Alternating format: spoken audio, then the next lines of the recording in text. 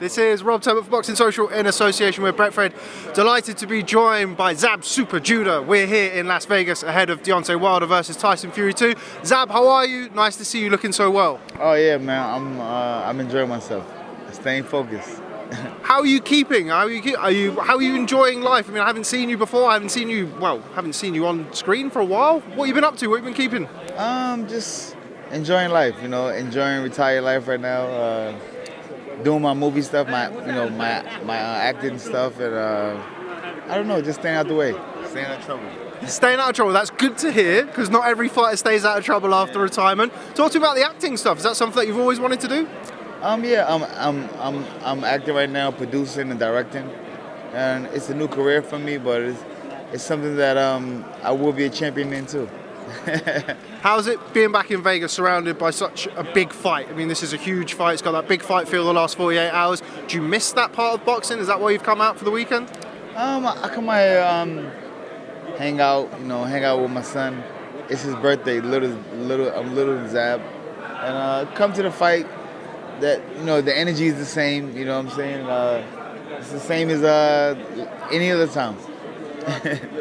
How's your health? We saw you obviously in the ring against Cletus Selden. Unfortunately, you suffered a loss in that fight, and you had some health issues after the fight. How are you now? Talk to me a little bit about that. I'm okay. I'm not 100%, but I came out on top. You know what I'm saying? My doctor said it was a miracle. I didn't have no complications after surgery, and the terrible thing is I did go through surgery from an illegal, dirty person. Hey, that's it. When something like that happens, obviously you've been around in the sport for a long time, not just as a professional, obviously you had a extensive amateur background as well. How does that change your outlook on life and make you assess your life when you've gone through something quite traumatic like that? It just makes you appreciate things. It makes you appreciate life, makes you appreciate the time that you have here, you know what I mean? It makes you look at everything totally different, because when after June, I died, but I came back, you know what I'm saying? And I just want to say, clean boxing is something that I'm going to be a super advocate about, you know what I mean? So from here on out, you will always hear my name when it comes to clean boxing. Talk to me about that. I've spoken to various experts on performance-enhancing drugs in the sport. They say that doping is rampant in boxing, that doping is a serious issue. You're somebody who has unfortunately been on the receiving end of that from somebody who has been in the past caught with illegal substances in his system. How important is it to you that boxing really does take a look at performance-enhancing drugs and starts to try and clean up this sport? I think it's very it's whack that a fighter takes on some drugs in the system just to make himself more dominant, you know what I'm saying, to try to be something that he really not, you know what I mean? If you don't got it, you don't got it. Go pick up something else. Go try hockey. Go try baseball. You know what I mean? But to try to just hype yourself up and put drugs in your system, that ain't it. Talk to me about your career. Obviously, you're now retired, so you're in that lovely place where you get to look back on all you achieved as both a professional and as an amateur. Is there anything that sticks out in your career when you look back? I look back now, I just think about all the fun that I had, you know what I'm saying? The hard work and dedication that I put into it, you know what I'm saying? And people always ask me, do I wish, is there anything that I would change? And I say no. I would leave it the same, because if I changed one little thing, I wouldn't be the same ZAB Super Judo I am here today. So I wouldn't change anything. When you're kind of in the middle of that, I mean, you were somebody who had as well as being a fantastic fighter, multiple-time world champion, you had a big persona, you had a big personality, you brought a lot of media attention, a lot of focus to your fights. When you're kind of caught up in it, do you have time to appreciate it, or is it something that you have to do when you look back when you're retired? Yeah, you appreciate it now. I mean, now you got time to look back at it. One thing I've never done was stand back in my career and admire it. I never stood back and look at my accolades and things that I accomplished, and you know what I'm saying, into now. You know what I'm saying? Now with the time that I'm checking out all this type of stuff and appreciating it now, you know what I mean? But when I was fighting, I never looked back and checked out my stats and stuff like that. But now I'll be like, oh, ZAB Judo's a pretty good guy. Very modest of you. You're better than a pretty good guy. Talk to me about New York boxing. You're a product of New York boxing. We've had various world champions from New York over the years. New York amateur boxing is not where it has been in the past with the Golden Gloves. It's not quite at the status where it used to be 20, 30 years ago. What do you make of the New York boxing scene currently, and how do you feel that New York boxing can improve in the future? New York boxing's good right now. I mean, we got a lot of champions, we got a lot of stuff going on. There's a lot of talent. How to make it better, I don't know. Just guys got to keep getting better and better, man. Just keep. I mean, I think the only thing that can make it better is the fighters itself. You know what I'm saying?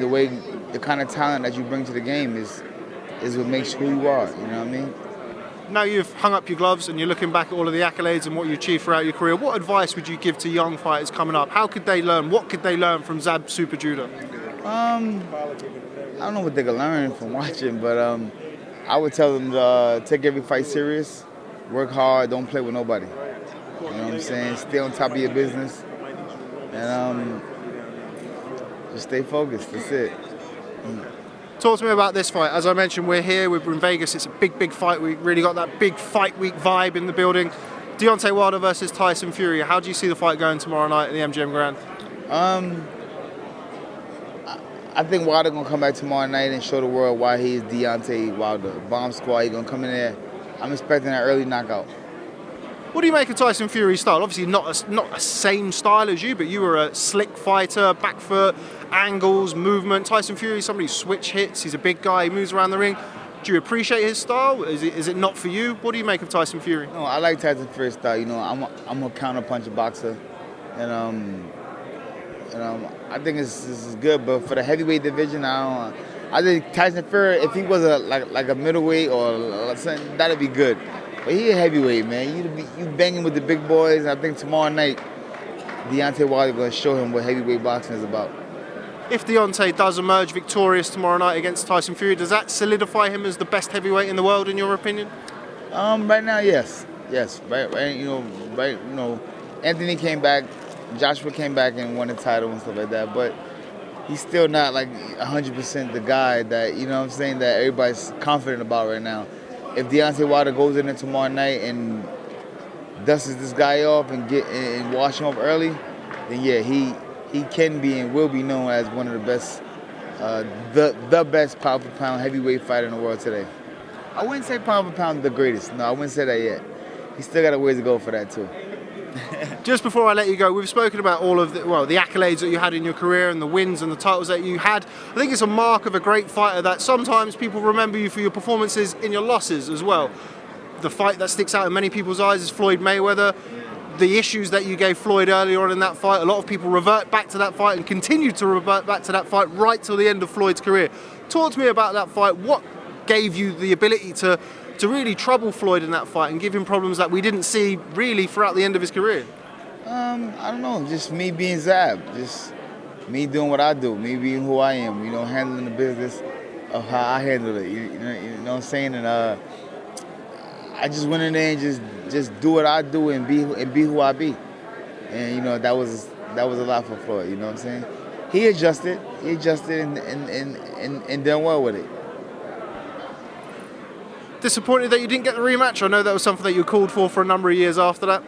100%. I mean, I guess at the time it just wasn't time to do it, or he didn't want no more. So hey, it was what it was. Fight that I would have loved to have seen you in. Obviously, you can tell by the sound of my voice, I'm from the UK, I'm from London. We had Ricky Hatton, who was hanging around in and around your weight classes over the years. Fight that I would have loved to have seen. How would it have gone? Who? Me and Ricky? I don't know. Ricky that's my guy right there. I like Ricky. Every time we've been in the comfort zone of each other, we've always had a good time. I don't know. Me and Ricky, I don't know. I like him. I remember the ZAB Judo of the 90s, and your answer would have been different. Well, ZAB Judo of the early 2000s would have been a lot different answer there. 100%. You know what? As you get older, you get wiser, you get smarter, you know, you calm. I mean, I don't gotta have to fight no more. I'm not a fighter no more. So it's like I don't gotta walk around like I'll kill. You know, I ain't gotta do that no more. I just, you know, it is what it is. Everything now is a what if, shoulda, coulda, woulda. You know what I mean? So with those type of answers and questions, you don't gotta be tough no more. Okay, well, ZAB Super Judo, thanks very much for speaking to Boxing Social. Really pleased that you're up and about, you're looking so healthy, you're looking so well. Thanks very much, and hopefully catch up with you soon. Enjoy the fight tomorrow. Thank you very much. Thank you for having me too. Thank you. Thanks, Chad.